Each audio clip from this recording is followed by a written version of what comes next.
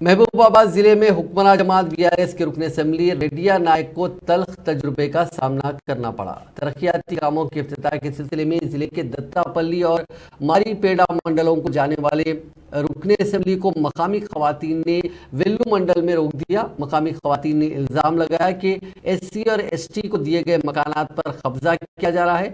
उन खवातीन ने ब्रहमी का इजहार करते हुए कहा कि गुज़िश्ता 10 साल से वो उनको वोट दे रही हैं, ताहम क़ब्ल अज़ीं की हुकूमत की जानिब से दी गई अराजियात पर गैर मजाज कब्जे करना कहाँ तक दुरुस्त है। उन्होंने अफसोस का इजहार करते हुए कहा कि बाज़ अफराद डबल बेडरूम वाले मकान के लिए रकम मांग रहे हैं। इस पर रुकन असेंबली ने कहा कि वो वोट मांगने नहीं आए बल्कि मसाइल हल करने आए हैं। उन्होंने कहा कि ज़ाती अराजी रखने वालों को मकानात बनाने के लिए हुकूमत 3 लाख रुपए देने की तजवीज़ रखती है।